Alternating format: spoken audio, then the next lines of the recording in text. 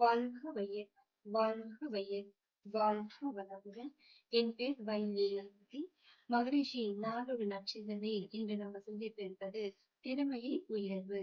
ஒரு மனிதனும் அவர்களுடைய வாழ்க்கை வேலையில முன்னேற்றத்துக்காக எவ்வளவோ விஷயங்கள் அது நம்மள உயர்த்தும்னு நினைக்கிறாங்க. நம்ம திறமை எல்லாருக்குமே ஒரு கைரேகை எப்படி சமமாக இருக்காதோ அது போலதான் ஒவ்வொரு மனிதனுக்கும் திறமை என்பது தனித்தனமாக இருக்கிறது.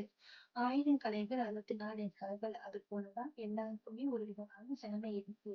அது என்னன்னு பார்த்தோம்னா முன்னோர்கள் இருந்து நம்மளுக்கு வளர்ந்து அதை நம்ம சஞ்சித கர்மம் என்று சொல்வோம். அதை சிந்திச்சு பார்த்தோம்னா முன்னோர்கள் விவசாயம் எப்படி செய்தார்களோ இந்த ஒரு விஷயம் டெக்னாலஜி தான் இல்லாதப்பவே அவங்க அந்த வாழ்க்கை தரத்துல விவசாயம் பண்ணி ஒரு வேலை செஞ்சு அவங்க வாழ்க்கை தரத்துல உழைச்சிக்கிட்டாங்க. அது போலதான் நம்ம தாய் தந்தர்களும் நம்மளும் சரி. நம்ம படித்த வேலைகளுக்காக ஓடுவதை விட நம்ம திறமையோடு நம்ம செயலை செஞ்சிடணும். அதை நம்ம முயற்சி கிடையாது. முயற்சியாளர்கள் கிளர்ச்சியாளர்கள் சொல்றாங்க. நம்ம ஒரு விஷயத்த முயற்சி செஞ்சோம்னா அது நம்மளுக்கு தோல்வியே கிடையாது. அதே போலதான் நம்ம ஒரு முன்னேற்றம் வருதுன்னா அது நம்மளோட இது கிடையாது. நம்ம சுத்தி இருக்கிற சொசைட்டியும் நம்மளுக்கு அதுக்கு ஒரு சப்போர்ட்டா இருக்கு.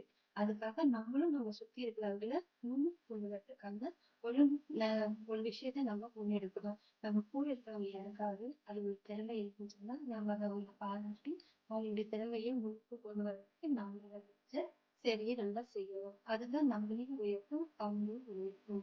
அது போலவே நம்ம யாராவது தங்களோட சுயநலத்துக்காக இன்னொருத்தரை பாராட்டுறதுன்றது தவறான செயல். அது இனிப்பான செயல்னு மகிழ்ச்சி சொல்றாரு. அதை நம்ம செய்தோம்னா அவங்களுக்கும் அது தெரியும். இப்போட சிந்தனையும் அது நம்ம மாத்திடும். அதனால நம்மளும் வேணும் நம்மளையும் உயர்த்திப்போம். வாழ்க வளமுடன்.